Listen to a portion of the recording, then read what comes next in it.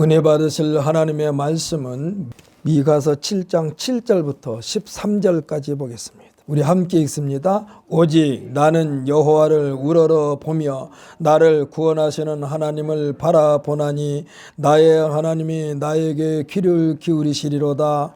나의 대적이여 나로 말미암아 기뻐하지 말지어다.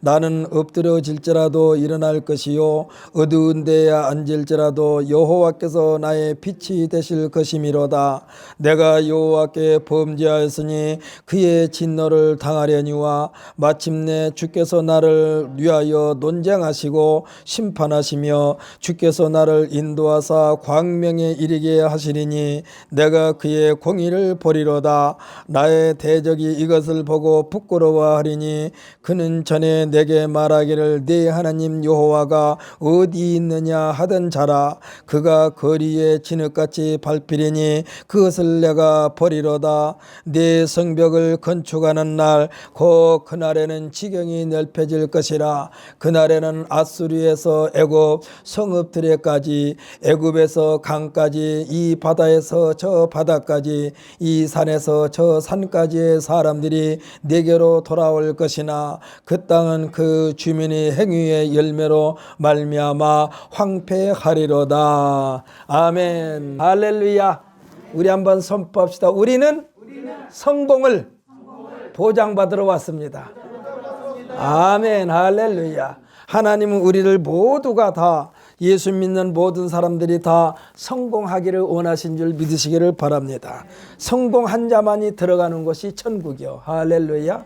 우리는 이미 예수를 믿음으로 천국 시민권자가 되었으니 천국 시민으로서의 마땅히 채통을 지켜야 될 우리 모두가 되시기를 예수님의 이름으로 축복합니다. 사람은 누구나 다 성공을 원하고 성공을 이루기 위하여 최선을 다합니다. 그런데 이 성공이 수많은 세월이 흐른 뒤에는 실패가 되었고 감추고 싶었고 그의 후손이라는 사실에 대하여 몸둘 바를 모르게 하는 일들이 부지기수입니다. 저는 오늘 본 말씀을 통하여 하나님의 눈과 귀는 그 사랑하는 자에게 향하신다라는 제목으로 은혜의 시간이 되기를 원합니다. 그러면 어떻게 되느냐? 예수 그리스도 안에서 성공자가 되어야 된다 이 말이요. 1960년대 70년대만 하더라도 KBS 방송국이 11시부터 방송을 틀면 무슨 말이 나오느냐? 마음이 너그러우면 생활도 너그러워진다라는 이 멘토로 시작하는데 여기에서 그 방송 진행자가 책은담을 많이 우리에게 해주는 말씀을 들은 기억이 납니다. 그러면서 마음이 너그러우면 생활도 너그러워진다. 사랑하는 성도 여러분, 우리 안에 예수 그리스도를 품으면 마음이 너그러워진 줄 믿으시기를 바랍니다. 이 너그러움 속에서 예수 그리스도가 내 안에 계시면서 이 너그러움 속에서 성공하는 것이 진정한 성공이라 이 말이에요. 그래서 성공과 실패 이 두 단어의 속내를 깊이 들어가 보면 놀라운 비밀이 감춰져 있는 것을 보게 됩니다. 성경에서 보면은요, 성공이라는 금자탑, 이 탑을 쌓아 올리는 과정을 보면은 쉽지를 않습니다. 순탄하지를 않습니다.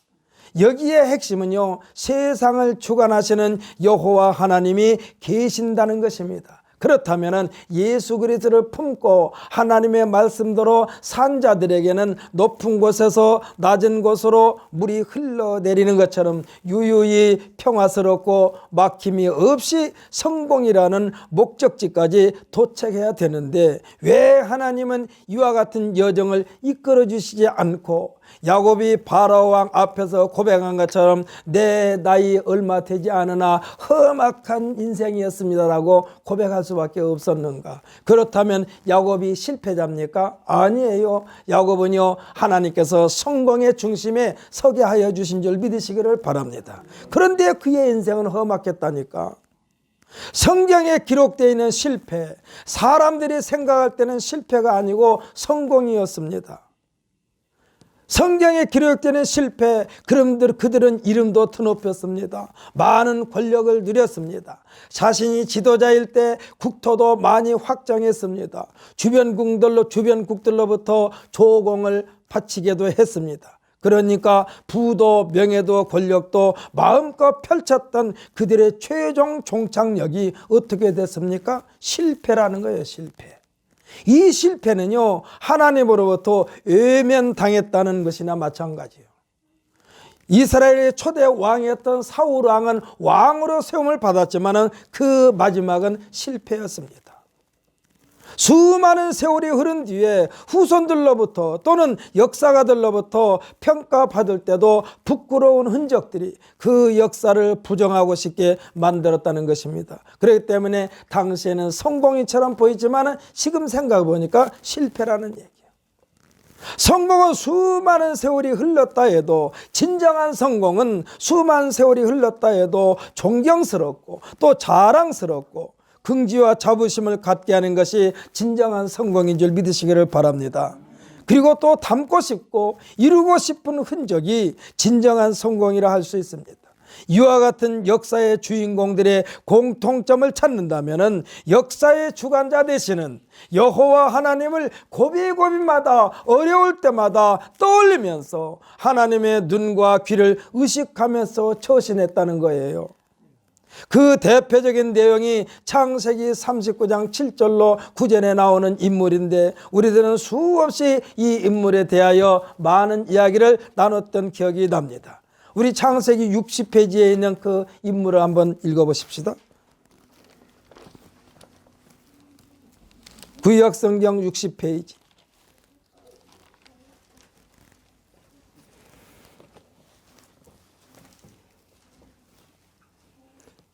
창세기 39장 7절로 9절입니다.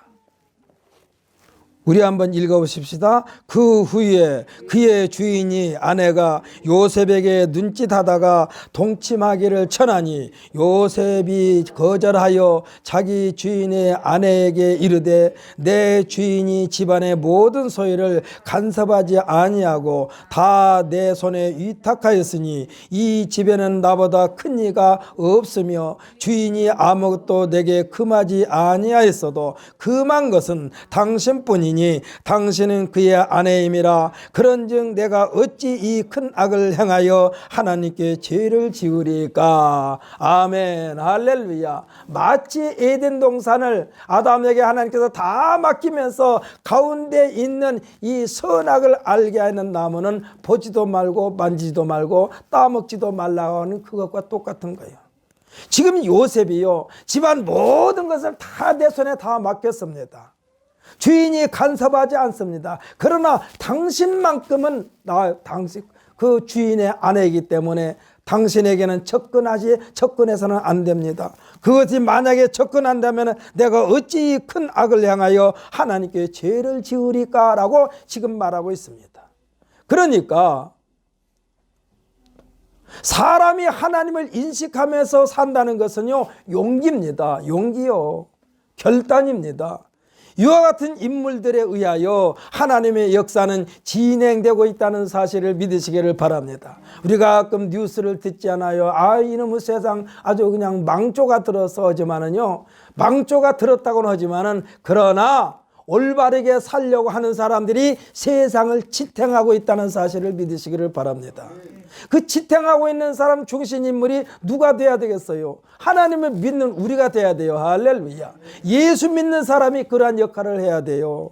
사랑하는 성도 여러분, 우리가 우리의 분수를 안다는 것, 우리가 우리 스스로를 파악하면서 산다는 것이 여호와 하나님을 인식하면서 사는 거예요. 이스라엘 민족이 지도자 중에 한 사람인 여호수아, 모세로부터 지도자의 자리를 물려받은 여호수아, 역시 그 스승의 그 제자답게 여호수아는 이것도 아니고 저것도 아닌 이스라엘 백성들에게 결단을 촉구한 내용이 여호수아서 24장 14절로 18절까지의 내용입니다. 중요한 것은 지도자의 결심이 얼마나 중요한가. 여기서도 여호수아는 백성들 앞에서 단호하게 말합니다. 오직 나와 내 집은 여호와를 섬기겠노라 라고 공포하니까 그 백성들이 나도 당신이 믿는 여호와를 섬기겠나이다 라고 다 여호수아에게로 오는 것을 볼 수가 있습니다. 이 말은 나를 따라오려거든 신앙의 노선을 확실히 하라는 명령이요, 오늘 보면 7절에서 보면 오직 나는 여호와를 우러러보며라고 시작하고 있습니다. 오늘 우리가 읽은 본 말씀도 그러지 않습니까? 우리가 읽은 본 말씀도 그래요. 7절에서 오직 나는 여호와를 우러러보며 이렇게 시작되고 있습니다. 나의 하나님이 나에게 귀를 기울이시리로다라고 말씀하고 있어요. 이 말은 신앙 고백이기도 하고 확고한 믿음에 대한 하나님의 반응이기도 합니다. 사랑하는 성도 여러분, 성공한 사람들, 역사에 길이길이 빛나고 존경받은 사람들은 주위에 많은 유혹들을 뿌리친 사람들이에요. 자신의 마음속에 언제든지, 우리들의 마음속에 언제든지 독버섯처럼 도사르고 있는 탐욕들을 잠재운 사람들이에요. 사랑하는 성도 여러분, 우리들이요 가끔 뉴스에서도 보고 또 우리 삶의 현장에서 보는데 어떻습니까? 저 사람은 분명히 그럴 사람이 아닌데 어떻게 저런 일을 저질렀을까? 우리들의 마음속에 그것이 외부에서 오는 것이 아니란 얘기요. 마음속에서부터 생기는 거예요. 뭐가요? 탐욕들. 이 탐욕은 한마디로 하면 독버섯이에요. 나를 망하게 만드는 거예요. 출세욕입니다. 명예욕입니다. 권세욕입니다. 언젠가도 말씀드렸습니다마는 어떤 사람이 방송에 나와서 거침없이 말하니까 방송 진행자가 말합니다. 당신 그렇게 하면 출세하는 데 지장이 있지 않습니까? 당신 승진하는 데 지장이 있지 않습니까? 그러니까 그 사람이 뭐라고 그러냐? 마음의 욕심을 내려놓으면 모든 일에 용기가 있습니다. 그래서 출세욕이나 명예욕이나 권세욕이 우리 내부에서 생긴다는 얘기요. 외부에서 오는 것이 아니요. 이 욕심은 외부에서보다는 내부에서 나라는 존재에 대하여 늘 충동하는 것들이에요. 우리들의 판단력을 흐리게 만듭니다. 뭐가? 출세욕이나 명예욕이나 권세욕이 그래요. 지혜와 명철을 둔하게 만듭니다. 이리 끌려다니고 저리 끌려다니게 됩니다. 어떤 사람이요 하나님에게서 멀어진 사람이 그런다 이 말이요. 사랑하는 성도, 우리는 하나님에게서 멀어진 사람이 되지 말고 한 발짝이라도 날마다 가까이 하나님에게로 다가서는 우리 모두가 되시기를 예수님의 이름으로 축복합니다.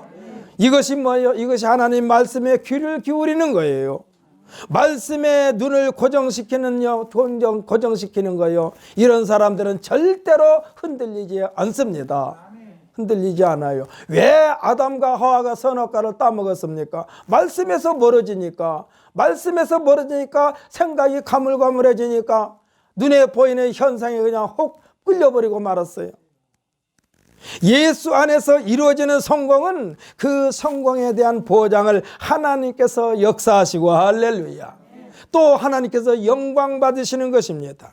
내가 영광을 받으려고 하니까, 내가 그 영광을 독차지하라고 그러니까, 내가 그것으로 인하여 내게 이득을 취하려고 하니까, 내가 그것으로 인하여 내 주머니를 채우려고 하니까, 내가 그것으로 인하여 내 재산을 불리려고 하니까 결국은 하나님의 말씀을 무시할 수밖에 없다라는 얘기예요.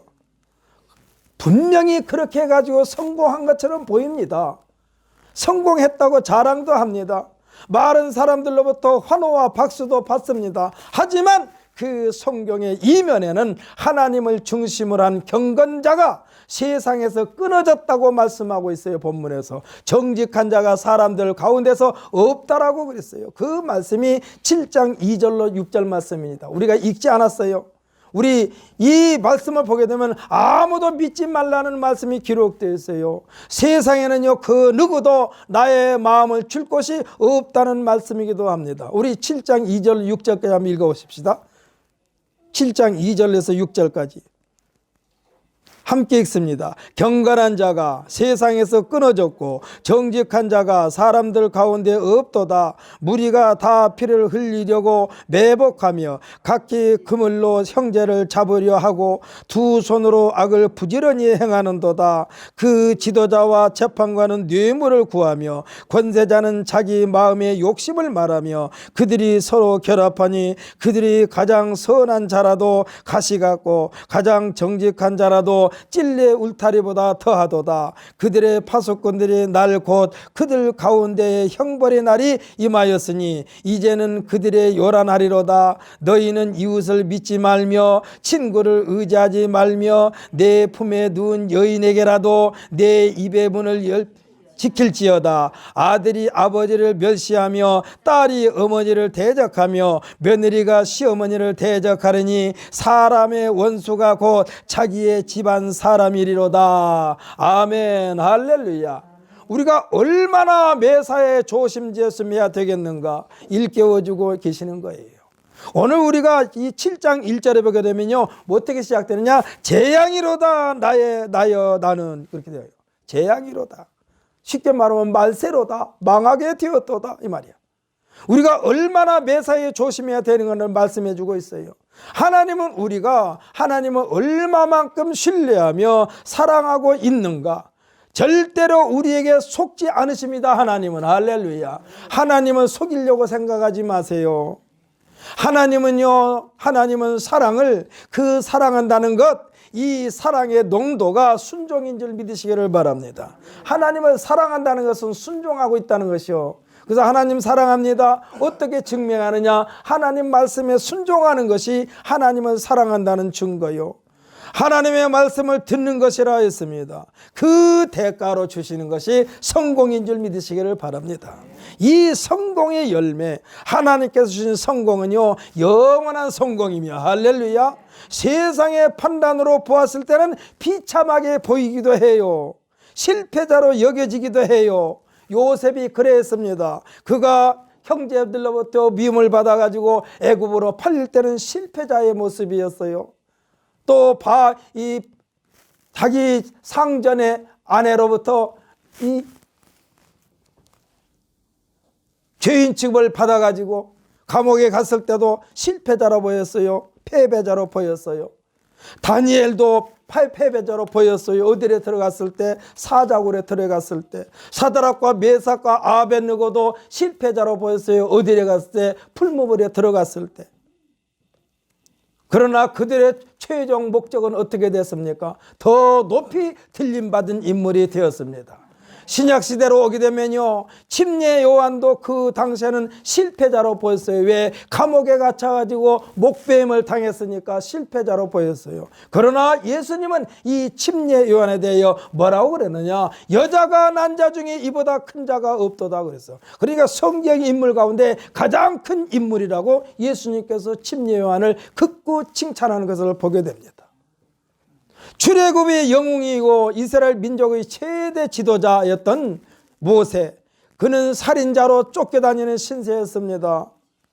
미디안 광야에서 양치는 목독으로 은둔 생활을 한 사람이었습니다. 철저하게 실패자로 인생을 사는 것처럼 보였어요. 80세까지 그렇게 살았어요. 그래서 볼 때는 이대로 끝나나 보다 했지만, 그러나 하나님은 이 모세를 통한 놀라운 기획을 펼치신 줄 믿으시기를 바랍니다. 그러니까 이 모세가 우리가 볼 때는 실패자지만은, 요셉이 우리가 볼 때는 실패자지만은, 다니엘이나 사드락과 메삭과 아벳느고가 우리가 볼 때는 실패자이지만은, 그 당시에 그 옆에 사람들이 다 실패자로 보였지만은, 그러나 역사에서 그들을 평가되는 위대한 승리자요 성공자로 성경에 기록된 것을 믿으시기를 바랍니다. 이 모세를 성공자의 반열에 우뚝 세워놓았기 때문에 이 세상에 존재한 이상 모세는 영원한 성공자인 줄 믿으시기를 바랍니다. 요셉도 영원한 성공자고, 다니엘도 영원한 성공자고, 사드락과 메삭과 아벳느고도 영원한 성공자인 줄 믿으시기를 바랍니다. 이들을 영원한 성공자로 만드신 분이 여호와 하나님, 오늘날 나의 하나님, 나의 아버지인 줄 믿으시기를 바랍니다. 하나님은 온 인류가 모두 성공자로 우뚝 서게 하시려고 마지막 히든 카드를 사용하셨는데, 그 카드가 예수 그리스도임을 믿으시기를 바랍니다. 예수님을 비판하는 세력들은 예수님을 실패자로 몰아붙였어요. 그리고 옆에서 볼 때도 실패자처럼 보였어요. 십자가에서 물 한 방울 피 한 방울 없이 완전히 쏟아내림을 당했을 때 실패자로 보였어요. 옆에서 예수님을 보면서 조롱하기를, 네가 만일 하나님의 아들이거든 그 십자가에 그대로 매달려 있지 말고 네 자신을 내려와서 네 자신을 구원하라고 그렇게까지 조롱했어요. 인류 역사상 이보다 더 실패자가 어디 있겠어요. 그러나 인류 역사상 가장 성공한 인물은 참 하나님이시며 참 사람으로 오셔서 온 인류를 구원하기 위하여 그 구원을 완성시키신 예수님이심을 믿으시기를 바랍니다. 예수님은 완전한 성공자요. 완전한 성공자. 십자가에 못 박히기 전에는 죽임을 당하였고 그랬지만, 그러나 십자가에서 죽임을 당하고 사흘 만에 부활하신 예수님은 더 이상 죽여도 죽지 않는 예수님이야. 시간과 공간을 초월하면서 아무 때나 나타나신 예수님이야. 그렇기 때문에 예수님은 영원한 성공자인 줄 믿으시기를 바랍니다. 오늘 본문은요, 이방인들로부터 온갖 수모를 당한다 해도 그 중심이 하나님을 향하고 있는 자가, 그의 신앙 고백적인 말씀이 8절 말씀입니다. 패자의 모습이지만 그의 대적에게 당당하게 말합니다.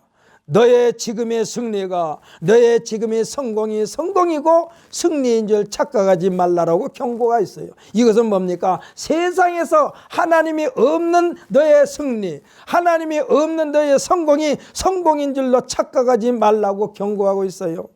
나의 모습이 너의 눈으로 볼 때는 비참하게 보일지 몰라도, 나의 모습이 너희들이 볼 때는 실패자로 보일지 몰라도, 내가 믿는 하나님, 내가 의지하고 있는 하나님께서 반드시 이 일에 개입하여 주실 것이라는 확신입니다. 사랑하는 성도 여러분 지금 생활이 힘듭니까? 어렵습니까? 하나님만을 향하여 예수 그리스도로 가득 채움받기만 하면은 우리의 마지막은 성공자로 확 바꿔주시는 하나님이신 줄 믿으시기를 바랍니다.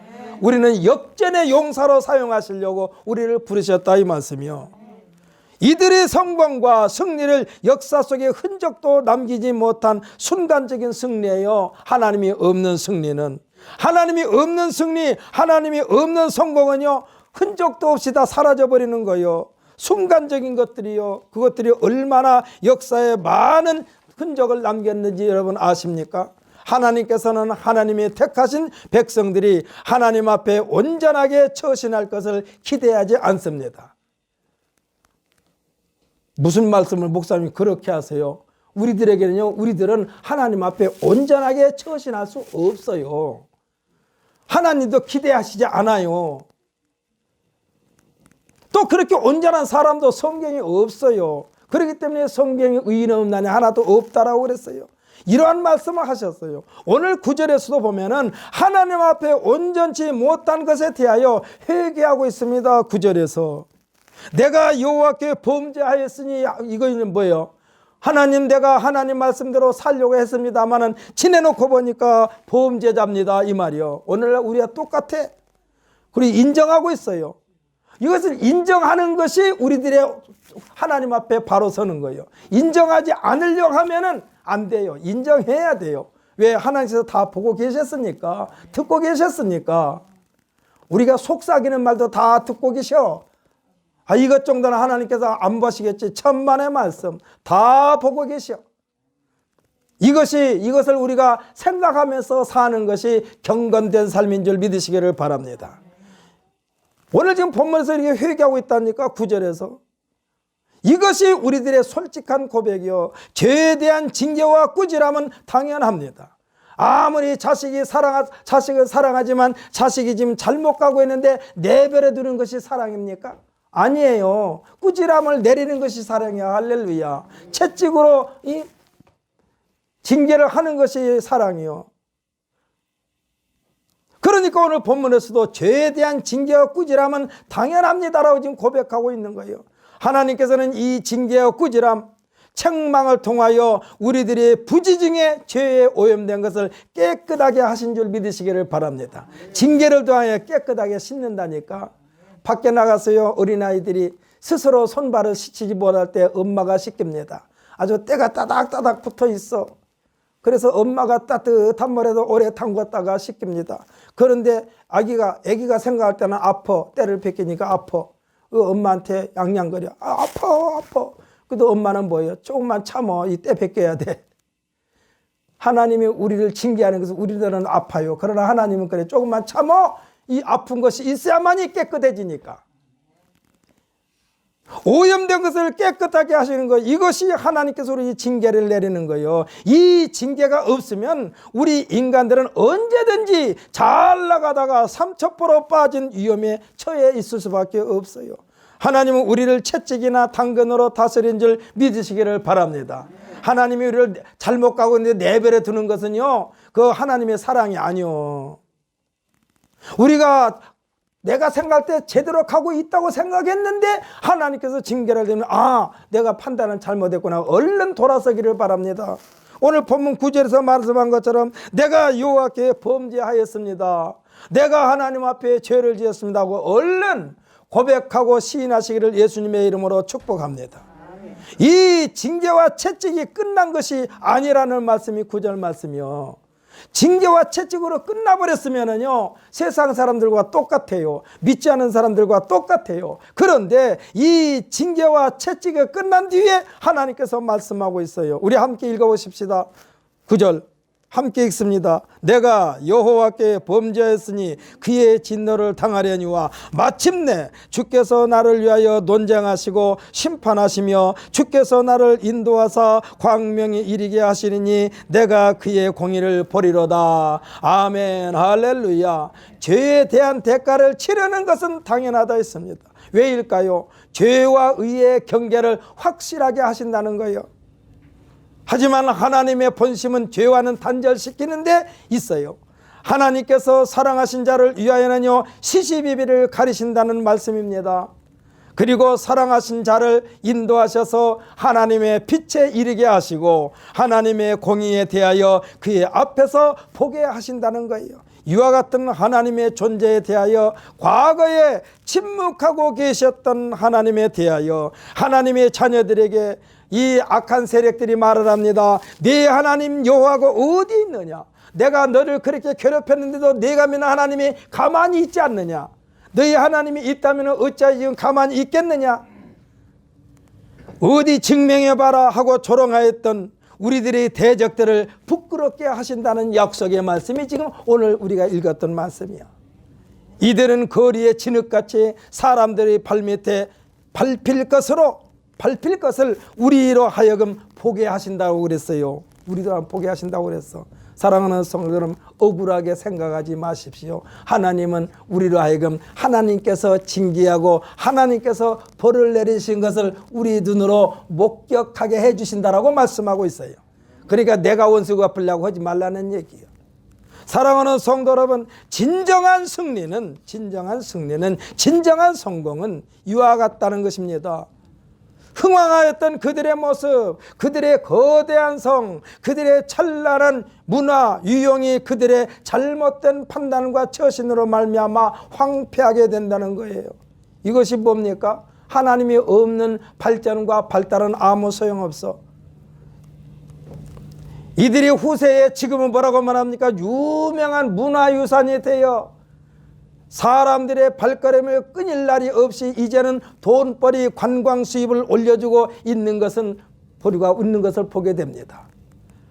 지금 현재 살고 있는 당국자들이 사람들의 눈길을 모으기 위하여 문화재 복원이니 하여 미화시키고 있지만 사실은 그 옛날에 그들의 그 역사는 주변국들을 긴장시키고 주눅들게 했던 그대의 군주나 나라는요, 지금 역사 속에 없어져 버렸어요. 이것이 사람들이 주장하고 앞세웠던 승리의 흔적이고 성공의 흔적입니다. 이들이 하나님께서 인정하는 승리고 하나님께서 인정하는 성공이라면 지금도 계속해서 발전해오고 지금도 존속해야만 된다 이 말이요. 이들의 승리와 흔적은요, 순전히 사람들의 피 흘림의 흔적입니다. 얼마나 많은 사람들이 죽었겠어요. 자기가 목표라는 것을 이루려고 그냥 방치해버리는 거예요. 요즘에 흔히들 건설 현장에서 사람이 죽으면요, 지금은 인권위니 뭐니 해가지고 그 사람들을 함부로 하지 못합니다만 옛날에는요, 사람 죽으면 그냥 몇 푼 그냥 보상해주고 끝나버렸어. 우리가 지금 우리나라의 동맥이라고 하는 경부 고속도로를 건설하면서 얼마나 많은 사람들이 죽은지 아십니까?